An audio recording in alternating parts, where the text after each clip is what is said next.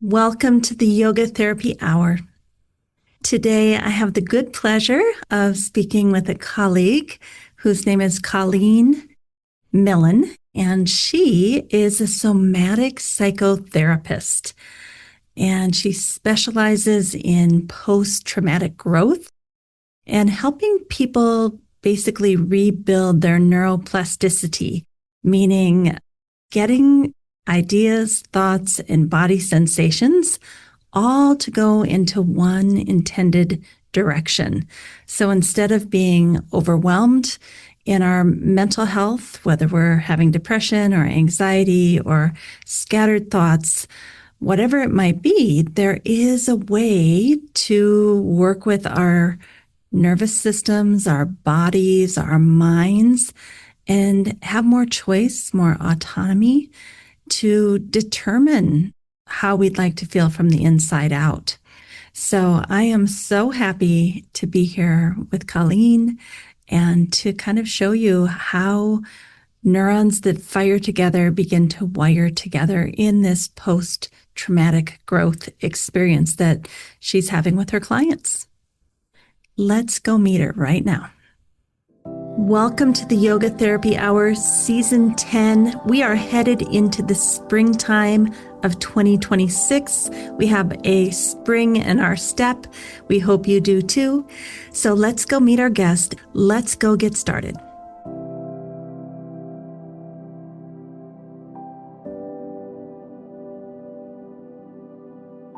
Welcome to the Yoga Therapy Hour, Colleen. Nice to see you today. Thank you, Amy. It's great to be here. Where are you joining us from? Well, I just newly landed in Long Beach, California, so I'm enjoying Southern California now. I lived in Southern California for 25 years, and Oh. some days I do miss the weather. I'm not going to lie. Yeah, I have to tell you, it's a nice place to be, and I feel very privileged. Yeah. Well, I won't tell you what it is in Minnesota. Okay. You don't want to know. Yeah. Oh, well, I think first it would be nice just to hear a little background about who you are and what you love, just so we kind of know the lens that you're coming to this conversation from. Thank you. Yeah. So I have been a yoga teacher since 1999, and I was pausing there to do the mental math, and I just can't. So it's about 25 years or so. I had the good fortune to find your program and move through your yoga therapy program more recently, and now are certified yoga therapist. And, my first career was in journalism and then moved out of that, became mom and yoga teacher during more of my heavy duty mom years. But I always had a couple things happening for me. I always had a curiosity about mental health and access mental health for my own benefit through my adulthood. And I always had curiosity about people's stories, whether I was a journalist, a yoga teacher, or eventually a licensed marriage and family therapist, which I began that journey in 2009 and received my license in 2018. So now where I find myself is at an intersection of, if you go to any of my bios at the places that I work at, you'll see I position myself as a somatic psychotherapist with yoga therapy as one of the backgrounds that I can offer, one of the lenses that I can offer for folks if they want to choose that. And then the threads of lived experience that I tend to see in my sessions are intersections of people desiring post-traumatic growth, alleviating, understanding more for themselves, anxiety and depression. And I would say my clientele right now is anywhere from getting ready to launch or trying to launch from high school into the next steps, probably to, mid 50s. So a lot of the householder kind of years of the lifespan, that's what's happening right now in my practice. Number one, I find that a lot too, that if I'm working with the mom, usually, then they'll say, oh, I think my college age or high school age child could use a few sessions. And I don't actually like to work with both of them at the same time. I usually find a referral, but That's just such a common combination in a fairly healthy family or people who want to experience post-traumatic growth. Yeah. Multiple generations will be asking for support. And I also want to say, too, now that you're mentioning the mom experience, when I was in my early motherhood, the access to care was very limited. It was before COVID and, the explosion of telehealth offering. It's very, state boards really limited, or telehealth wasn't even a consideration. And to be honest with you, I could have used that access of support during that time.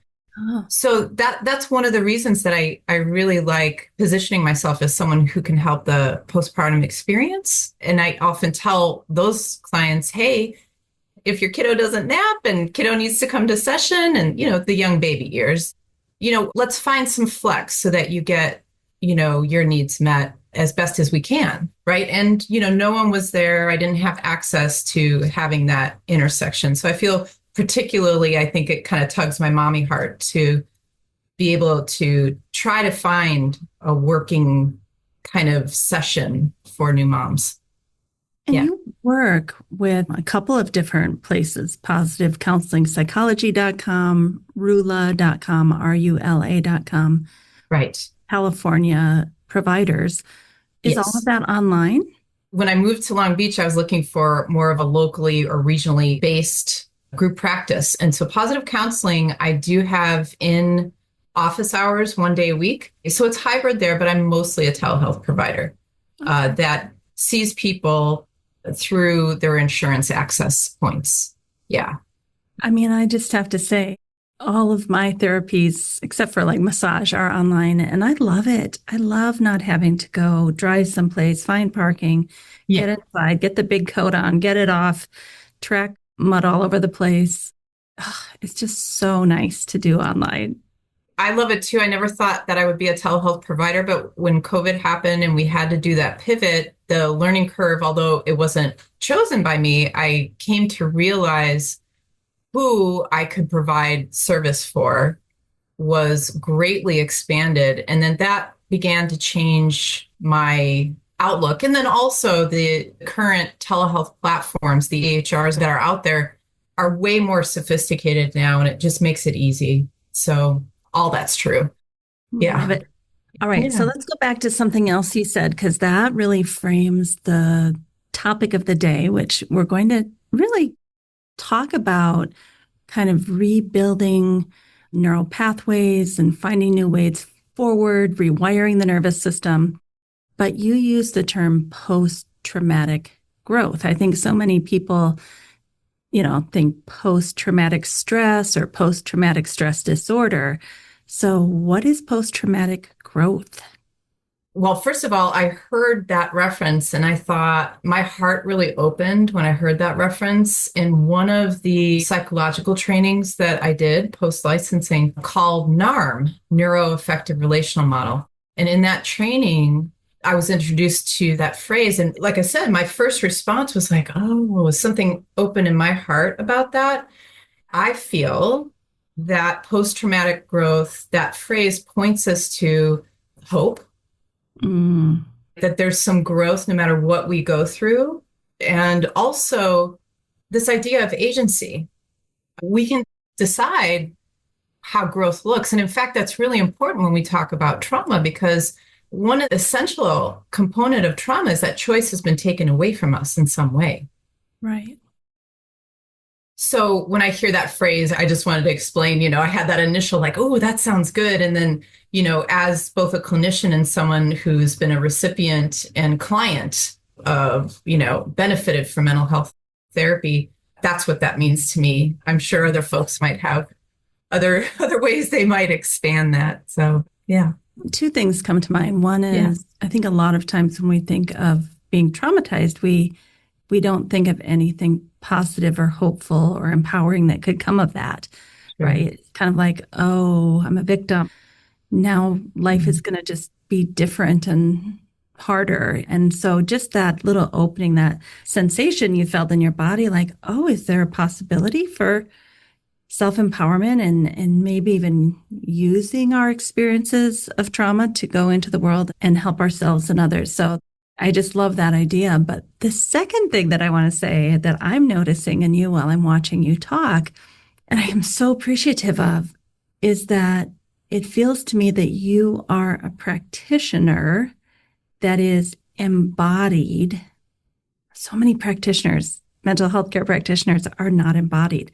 For you to hear a word like post-traumatic growth and to have that somatic experience of your heart opening, that tells me you are embodied while you're having this interview, hopefully while with your clients. So can you just say a little bit about that if you feel that's Yeah. important or not? Oh, I absolutely do. As a somatic therapist, sometimes when I'm meeting people, I meet people at intersections, like they come, they're like, this is the first therapy experience I've ever had. I mean, I have quite a few first timers that come. And so, part of how we set the stage is not just putting words out there, but kind of, creating the structure of describing them. So soma means body, somatic of the body. And I think from my lived experience, I've always been someone whose emotional health was communicated through the body very strongly. Yep. So just to give you an example, as a little kid, if there's any kind of stress that was going on, I'd have rashes. Or if there's any kind of stress going on, I would feel it in my belly. There would be a lot of unrest, just to kind of ground that a little bit more. And I've always been that person. And so when I found a psychology training program that had both transpersonal psychology and somatic psychology, I really was like, okay, yeah, this is speaking to me. And then all the people, the pioneers of somatic psychology that have gone back decades, I got to learn and look through their lenses, and it just really lent so much more self-understanding about my lived experience through my development. I do think that through our body, it's one channel of self-understanding and appreciation. And for me and a lot of the people I work with, it's one way to track, and an effective way to track, nervous system regulation. And an example of that, and I might tell someone who's newer, it's like, hey, when you say you're anxious, what do you notice? And this is what I generally will hear. I hold my breath, I'm hardly breathing, my heart rate goes up, I feel pressure in my head. And I get to come in and say, well, first of all, I ask consent, are you interested in hearing? There may be some reasons for that. And so I get to kind of, if they agree to that, and that's what they want from therapy in that moment, then we get to have a discussion about polyvagal theory. And I get to share, and we get to organize around the ways that you and I are put together, our bodies, our brains, our nervous systems. And I remember when I first went to like a really important therapist in my life, was right around when I started my master's degree. And she introduced me to, which may be a little bit obsolete at this point in time, the window of tolerance. Yeah. So when she kind of showed me that and showed me, hey, here's the optimal arousal zone. Here's what happens when you go outside of it, all of a sudden I was like, whoa, I've never had this information before. And now I have a way to decode my lived experience that involves, for me, strong body sensations. It just allowed some self-understanding where before I would put pressure on myself, push myself because I had all this discomfort I didn't understand. Yeah, you didn't have the map. Like you said, it's a decoding. Right. So, okay, I'm feeling Right. these sensations. I don't know what they mean or link up to or what I could do about them. And Right. suddenly someone gives you the map that says, when you feel this, it's possible that this is what's happening in your nervous system, mind, and body. Right. Like, why didn't somebody give me that map in kindergarten? And I think now that somatic psychotherapy keeps going, and all the research and the people who have been pioneers are, it's going through our zeitgeist, the ideas of polyvagal theory specifically, you do see it in some schools now. You do see people using that term trauma informed. And that's part of what it means, is like that we appreciate that for all of us, there's this survival circuitry that the smoke alarm gets pushed, now and again. And by the way, we wouldn't be here as humans if we didn't have that. But part of what happens through therapies, yoga therapy or mental health therapy, is that maybe we learn a little bit more about ourselves so we know how to put our cortex back on. And right now I'm sort of showing you one model I might introduce to people. And this is Dan Siegel's hand model of the brain, that this is our cortex. I just held up my hand, and what I'm going to do is keep the palm of my hand facing the screen. And we can kind of assume then that the wrist is like our brainstem. And then I'm going to go to the next level of the brain. And this is not a sophisticated description, by the way, but then I'm going to fold my thumb in so that my thumbnail is sort of near the middle of my palm. In this hand model of the brain, we can think of the thumbnail being the amygdala, which is our smoke alarm of our brains, and that this middle brain is our mammalian brain, our palm. And then I'm going to fold my fingers now over all of that. And these fingers now represent the cortex, and the middle two fingers, prefrontal cortex. And so now I'm doing this, and I have to encourage everyone listening to go on YouTube and look up Dan Siegel, because I am sure he's going to do this probably better than I can. But it's the idea that, we want to try to keep our lids on. Like, if we appreciate the brains and nervous systems, or even polyvagal theory, when we have our lid on, our fingers, our cortex, when that's down and wrapped, then we're in that green zone. We're in that ventral vagal. We feel grounded and rooted. We might be challenged, but we, can observe our experience and respond to it. We can get our resources if we need them. So that's kind of how that all ties together. But this is one model that I might kind of introduce people to. When does our lid, our cortex, get flipped? And what can we do about helping ourselves put the lid back on? And I think that's where this idea of somatic comes in, because if your prefrontal cortex is offline, you're just reacting from the emotional center. And yeah, a lot of times, if someone tries to get you to do talk therapy, because the cortex is not online, there is no words, there is no talk therapy that can happen very easily, versus if you come in through the body somatically, what are you feeling inside? What color is it? What shape is it? That sometimes for some people is easier to connect with than the words.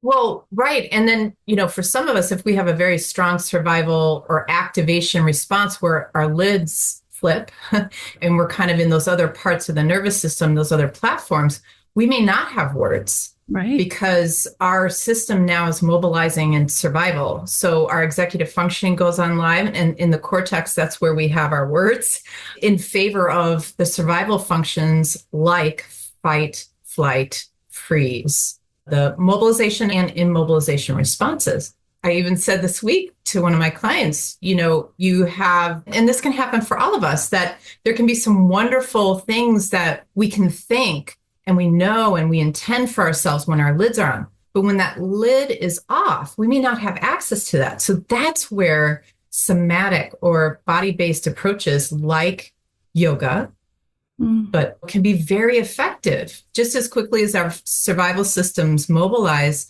if we sort of build in that, like, ooh, okay, something just happened, let me just notice my feet on the ground. Or I know I got to go for a walk. That can be so effective, and it gives our brains and nervous systems that are either mobilizing or immobilizing more information from the body to the brain. And then our cortex starts coming back online, and I'm bringing my fingers down over my palm again. So that's the discussion I might have with folks about, here's all these wonderful things, these intentions, these things you want for yourself, these wonderful ways you self-reference. And, when we're in these other states, we might have to build in some body-based tools so that your cortex gets online, and that's going to all be there again. Right. Yeah. I love that. I've figured out that if I sit at my desk and I'm just kind of stressed out all day, it doesn't work for me. So I've started adding in 1 to 2 walking sessions a day where, like, there's some meetings that I'm not leading, so I can listen. And I'll just introduce myself and say, is it okay if I slowly walk during this meeting? And most people are really happy to do that, have me do that. And I just find it brings me back into my body again. And actually, my frontal cortex functions better. Yeah, exactly. And, as you're talking about how you've looked at sort of structuralizing your day, that's maybe one of the conversations I'll have with folks. And I actually want to kind of raise you up too, because in the training program with you, you introduced us to this idea of what yoga therapy could look like. And one of the things that you brought up was, maybe for a busy householder, it would be more effective to suggest to them 30 seconds to 2-minute yoga tools throughout their day. Let's take just a little pause and talk about something that's really exciting. I teach at the University of Minnesota. There is something called the Bakken Center for Spirituality and Healing. And we are doing some groundbreaking work over there. We offer these classes 3 times per year, once in April, a 4-week session, also in July, a 4-week session, and again in October, another 4-week session.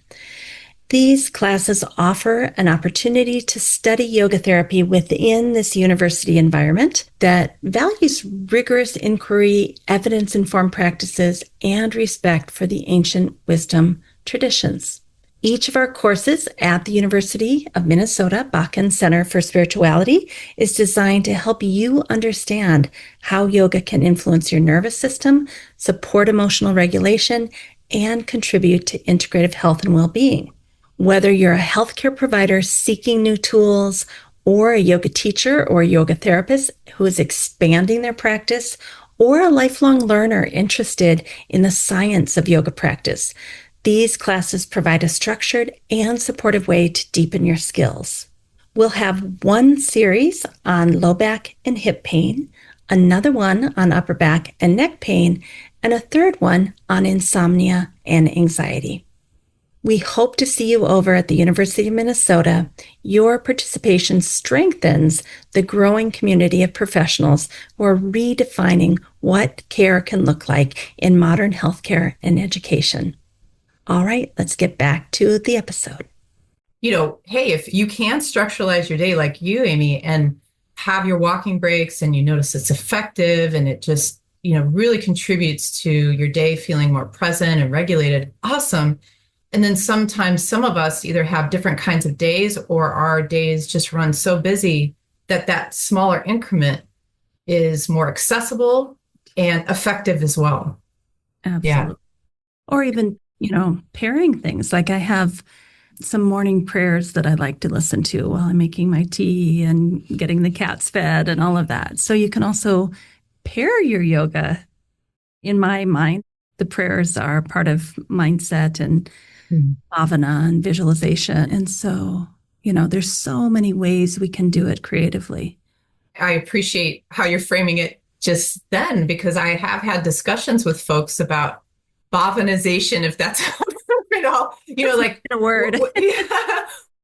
In my yoga mentor, we have discussions around what has juice for you, what has that life-affirming juice for you.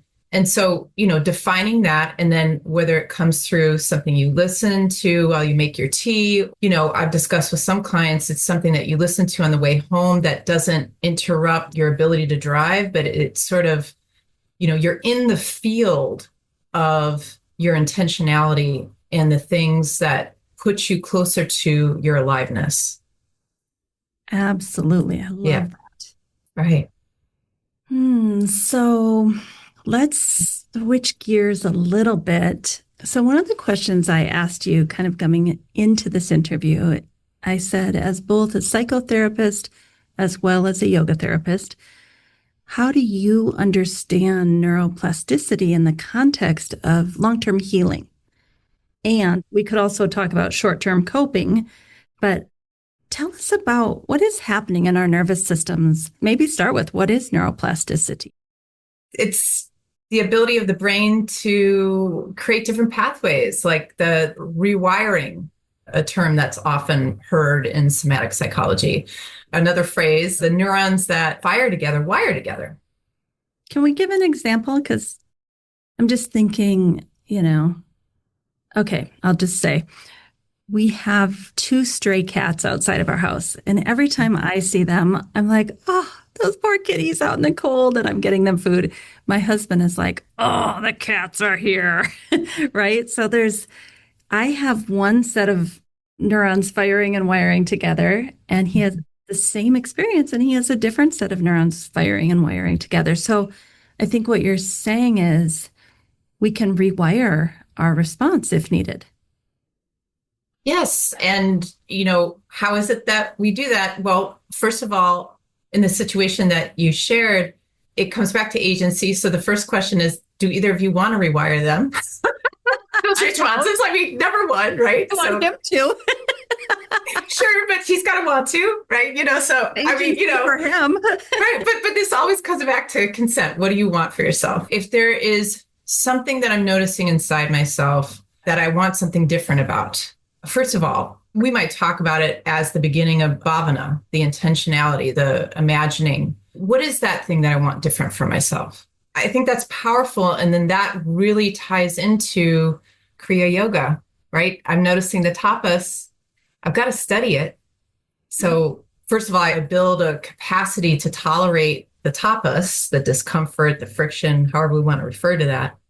And also just self-reflect, what do I want for myself? Like, I'm doing this thing, I'm stopping with the tapas, I'm developing a capability to be with it. And then what do I actually want from this process? And then somewhere along the way, you're building awareness, you're building a capacity to be in present time.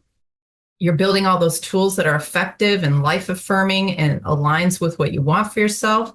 Then what starts letting go is you start to surrender, or have the capability to surrender, is, any reactivity that you once had. So the Kriya Yoga, I'm going to take it through an example. Say I jump every time I hear a car horn, right? So, it may just be I have a sensitive nervous system, but it may be that I want something different for myself. So I'm noticing there's some friction in that moment for myself. So I'm going to study it.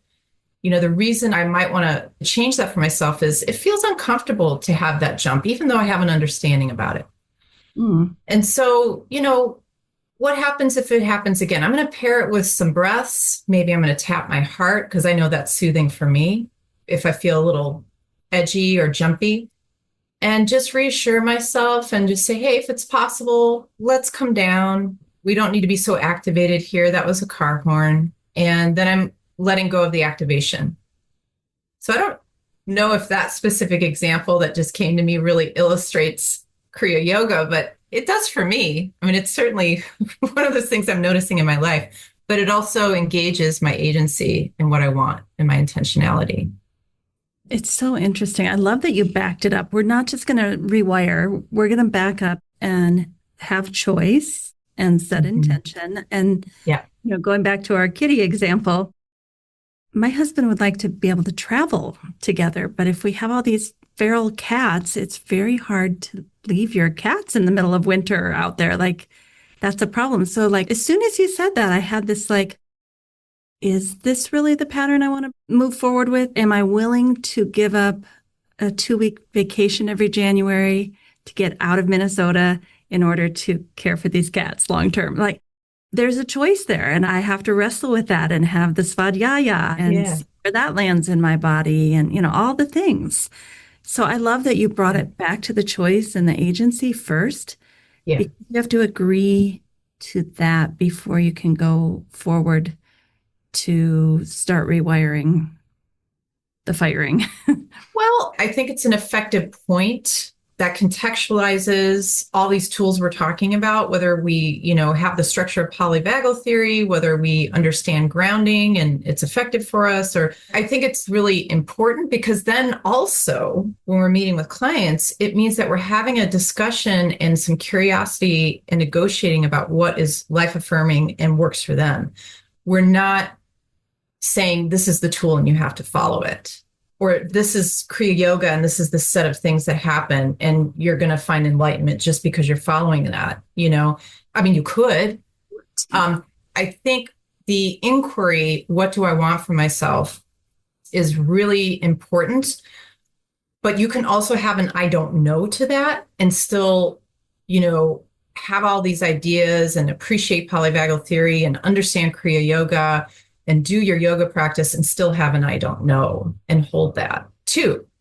And you can still, like, even if it's not clear, you don't have the clarity yet about what you want, you know, you can still do that rewiring for your nervous system. So bringing it back to the neuroplasticity is, you know, healing happens in present time.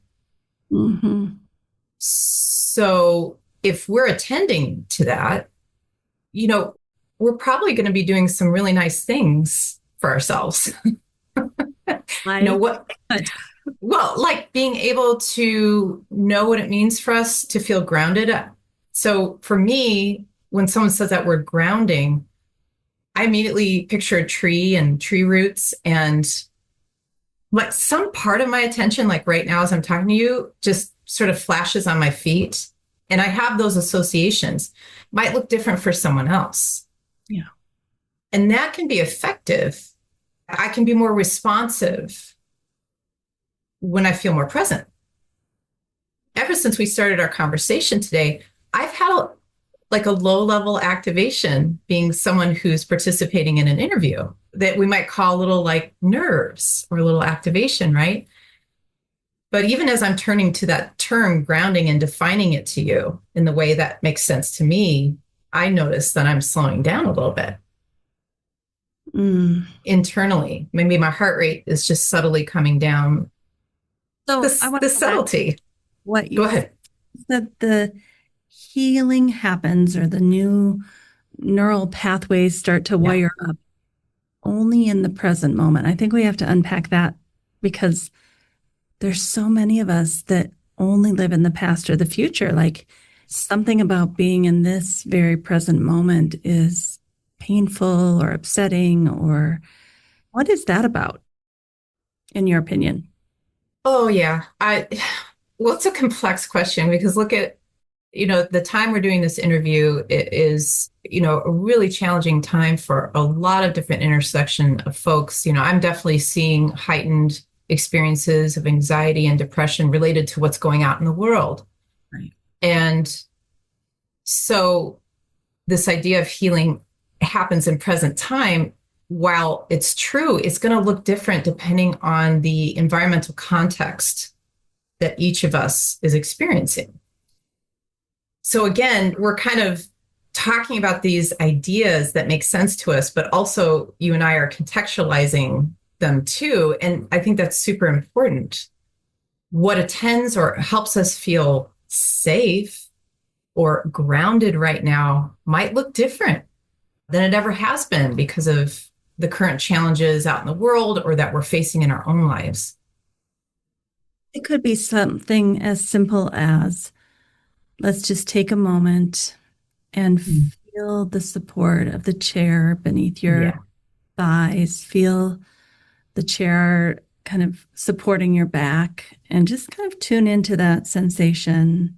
How does that feel in your body to have the chair underneath your thighs and behind your back? And can you relax into that support at all? Like something so simple to bring us into the present moment.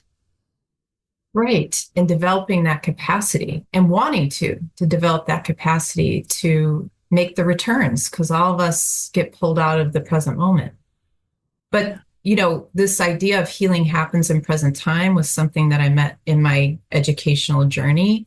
It really resonates with approaches or structures that are talked about in post-traumatic growth, that we have to stabilize the present moment and return to that and develop skills with that and understandings about how do we stabilize the present moment as best we can before we look at anything from the past. Yeah. And, you know, sometimes things pop up in the past and it's just a negotiation in session. You know, is this, how are we feeling today? Can we dip our toe in the past while recognizing we're here right now?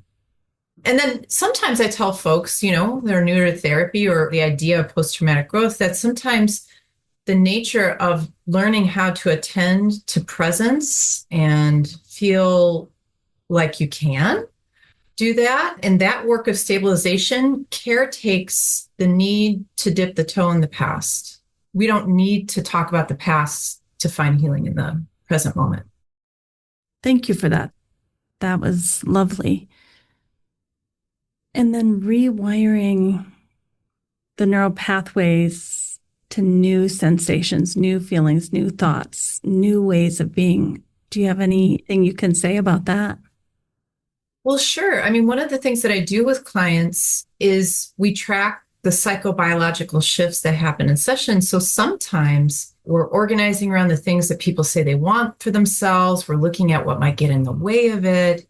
And, there's a moment where, in this example, where someone's arriving at the thing they say they wanted. Mm. And so, if they move on from it, I might, just gently say, hey, would it be okay to kind of look back a couple moments ago? Can we just stay with that? Because I think this is what you said you wanted. And so we could kind of just be in that experience of this is what the sensations are related to what I said I wanted. This is the felt states I'm tracking right now, and then that gets tracking the psychobiological shifts in relationship, in a therapeutic relationship, is part of that rewiring. Right. Getting used to, oh, this is what I feel like when I said I wanted to feel more grounded. This is what I'm pausing. This is what it feels like. This is what I'm noticing. And again, our lived experiences are going to have a different sort of meaning making. My brain goes really quick. And so now I'm thinking of like the nonviolent communication structure and how they have ways to define basic needs we all have. And while that might be true, like we all have needs for belonging, safety, how we appreciate that or what signals that to us is going to look different for everyone. So being able to track that is part of the rewiring in a mental health session. Yeah. But it's so connected to the soma or the body because when you say tracking neurobiological, you're tracking the felt sense of what's happening inside of you in real time. That's right. Yeah. And folks, a lot of times, if I ask them a question that relates to sort of what do you want for yourself, sometimes folks either, have experiences where they don't exactly know, but there's something that's brought them to seeing me. Or sometimes folks know really a lot about what they don't want, which is fantastic. We'll start there, or we start with the I don't know or what they don't want. Or sometimes there's a little more clarity maybe, and people really know what they want. So, those are some of the ways to follow agency. But it's going to look, how we make meaning with all these structures we've been talking about, while they're very informative. And like I said, the window of tolerance was a beginning way I started to make sense and out of my life and effective change for myself. That it was a way that I understood my nervous system so I could light up my own self-compassion. Mm. It is also true that each of us has a different lived experience, a different expression of ourselves. So when you help somebody figure out what they want and start to rewire towards that and get familiar and comfortable with the sensations inside of themselves, matching up with their ideas, cognitive ideas about what they wanted. Is there a time where you have to help them repeat the pattern so that it kind of embeds in the nervous system over time? Because I would think just a one shot, aha, and then they leave and never feel it again. I would think, if I look at yoga philosophy, it seems like we'd need to help them repeat that experience of all the arrows going in the same direction. And yes, this is feeling right inside my body, as well as my mind is also content. So what do you think? Do you think it needs repetition? Yeah, I do. And in fact, to go back to minutes ago when you asked the initial question, I think the short-term coping leads to long-term change. Yeah. And that practice is a great word for all of us. And sometimes, the things that we built some capability in and we feel good about and confident in, sometimes at a different intersection of life, we need to revisit them.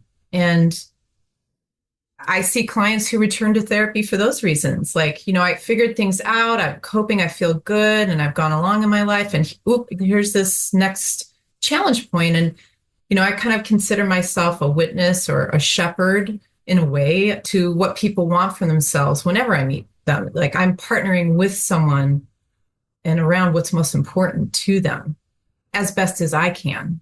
And if it's a good fit, I'm not the therapist for everyone. And, so yeah, our short-term practices lead to long-term change. And like a personal example from my life is I think in my 20s, I was really challenged with states of depression. And, there's a mental health therapy and I found yoga during my 20s. There was some different things I did then. And, through that work, I would say about 4 to 5 years of doing these daily changes. I remember having for me would have been a common depression thought and like it flashing through my brain or being loud. And then I was like, oh, that doesn't fit. That can just move on by. Like I can just let that go. And, I can't tell you what kind of brought the thought forward in that moment, but I can tell you the depression state that I had lived in over time began to feel like a jacket that didn't fit anymore. Cool. Right. And then I could be like, okay, well, let me just put that away and let that go or donate it or whatever it is. Just like, That jacket. it doesn't fit. But that's a rewiring. Like there was all Right. these micro moments over 4 or 5 years. And then there was a Yeah. moment when you realize like, oh, I'm not wired that way anymore. I actually have a sense of well-being or, whatever it was that you were feeling. Right. And I'm sure, the anecdote was just as complex as what was, contributing toward my experience of depression, I mean, so this goes back to, hey, there's a lot of things we can point to from our world of yoga therapy or psychology that can be very helpful for folks, but it's going to look different for all of us. And there's an art to healing. Yeah. I think the biggest thing I'm getting out of what you're saying today, though, is that there's hope. Because Oh, when yeah. you're in those states of suffering and you think, I've been in this state of suffering for 2 decades or, however long people are in it, like you just start to assume it's not a state, it becomes a trait. This Right. is it's unchangeable. I'm not malleable. There's no hope. And Yes. everything that you're saying today is post-traumatic growth is that, well, we're going to have to work at it. We're going to have to do practices. We're going to have to prioritize our own well-being and do some self-reflection and have agency and choice. But there actually can be change. Yeah, I really appreciate how you're summarizing some of these tangents I'm getting on. And it's from a place of excitement because really, this is how I can show up in the world as a therapist and hold hope is neuroplasticity. Right. And I've had a lived experience of that. I have a genuine interest in attempting the best I can to define with other people what they want for themselves and what they hope will happen if they get more of what they want for themselves. I actually ask those questions. Yeah. Yeah, so that's an underlying foundation of, how we organize in session and neuroplasticity, that's how I point to hope. And I have had that question from a client, which sometimes as a therapist can feel really confrontational because there's some part of, or at least my experience of when I'm recalling some of these clients is, in those moments, there was some desperation or maybe an inability to hold the hope inside themselves. And I'm like, well, yes, this is how I do it. And I don't know if you're going to find the same hope I do, but the neuroplasticity, this is kind of what I come back to. That there's a way, like you said, I can attend to, what's life affirming for me, what's regulating for me. And over time, that really helps expand my heart, the sukham, right? And helps me hold the hope. Beautiful. Where there's hope, there's growth. Yeah. Right. That's why I think that those kind of questions, I keep coming back to it. And by the way, these type of like curiosity and inquiry comes from NARM, and that NARM idea, like, what do you want for yourself? This is your agency. It's okay if you don't know. Let's hang out with that. And, if you got more of what you want for yourself, then, what do you hope for? Just having these doorways to inquiry. Yeah. I think a lot of yoga therapists or even yoga teachers might be listening to this right now and think, this is the work I want to do. Where was it that you went to school? And is it online? Is it in person? Yeah. Yeah, well, it was a California school, a JFK University, and they used to have a holistic program. They don't any longer, but I'm not really current with them because the way they had their holistic program is no longer. But I know that the CIIS is in the same sort of area in the Bay Area of San Francisco. And I think that there's more programs out there. If you just did a general search on, somatic psychology, it may not be kind of institutionalized in academia, but if you did that search, you'd probably find a lot of the prevailing theories and modalities of the day, like NARM, like interpersonal neurobiology with Dan Siegel in his Mindsight Institute, the Polyvagal Institute, Stephen Porges, like it's out there, and you could do these sort of certificate type trainings as a way in if you're new to some of these ideas. Beautiful. Yeah. Well, is there anything that you want to say as we come to a close today? Anything that you just want us to leave here knowing or feeling or sensing? I think I was able to kind of put out there some of the things that I think have been impactful in my life. Healing happens in present time. Neuroplasticity is how I continue to follow my training and has really installed a sense of hope within me as both someone who holds space for others and someone who benefits from mental health support. And, attending to the idea of yoga too, I have a deep reverence for yoga and yoga practice, which brought me to your program and, wanting to understand how to be, a responsible practitioner with this thousands of year old practice that's not in my culture. I think those sorts of ideas I got a lot of support from in your programming. Even within the 8 limbs of yoga, each of the steps or each of the ethical principles are a doorway to find healing. So many entries into healing. Right. Well, thank you for being with us today, taking this time out of the middle of your day to help encourage us on our path. We're really appreciative of you offering this gift to us. So thank you so much. Thank you. And that's how I found our conversation to be encouraging. And that's something that I hold in my heart. That's maybe one thread of what I offer in the world is this encouragement that we can heal, we can make understanding, we can move forward, we can grow, even the most difficult parts of our human experience. Thank you so, so much for being here. Thank you so much, Colleen, for being here with us today. I want everyone to know that's thinking, oh my gosh, I would love a therapist like that especially if you're in California, you can go to some of the websites to connect with Colleen. I'll put those in the show notes. One is positivecounselingpsychology.com. Another one is called Rula, RULA.com.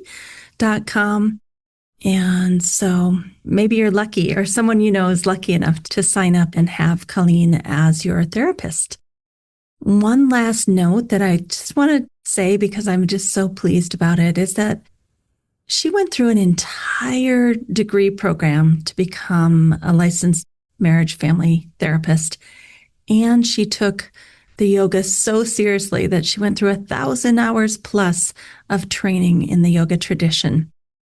And I just think that's phenomenal that she was willing to go that deep to be able to call herself a yoga therapist and a psychotherapist. I know not everyone can go that deep, but it's really, really heartening when you see someone that has a foot firmly in both camps and is advocating for amazing training in both domains. So thank you for being a role model for us. We appreciate you. And I also just want to say that I have a book that's coming out in summer of 2026. There will be a pre-order very soon. And it's a book that I wrote with Marlisa Sullivan, basically for yoga teachers, yoga therapists, but also licensed healthcare practitioners to help them understand the fullness of yoga, that it's not just a few tools that you pick up here and there and start applying, that there's such a depth to these teachings that go back thousands of years. So we are looking forward to the release of that book. I hope you will consider checking it out when it comes in the summer of 2026. All right, everyone, have a great week, and we'll see you next week. A way that you can help support the Yoga Therapy Hour. Our Optimal State mobile app is available for both Android and iPhone. We've really simplified the check-in process, and it's a way to track your nervous system regulation as well as your physical health and mental health. It can be part of your personal or professional practice. And by that, what we mean is that you might like to track your own nervous system, mental and physical health, and see the data for yourself, as well as receive interventions, do yoga nidras, breath work, meditation. All of it is on the app, and new content is being added all the time. But a second way you might like to use it is to recommend that your clients, your students, also use the app so that they can show you the data about their nervous system, about their mental and physical health. You can see where they've been in the weeks or months between the times that you meet with them as a practitioner. The app offers structured practices, self-assessment tools, and it's guided and rooted in yoga therapy and nervous system science. It's designed to help you track your state and begin to understand what shifts you and how to choose practices that will bring you back into balance. Whether you're using it for your own well-being or integrating it into the care for others that you offer, we'd love for you to come check it out and do the 3-week free trial. After that, it's about $5 a month. It's a tool that can support you and also the Yoga Therapy Hour podcast. Thanks for listening to this small way that you can support the Yoga Therapy Hour. We wish you a wonderful week. We hope that somehow, in a small way, we've contributed to your well-being so that you can go out and share that well-being with others. That's what life is all about, bringing in the goodness through you and then shining it out to the world. We need you more than ever. So let's all get out there, do good, be good, and have a great week.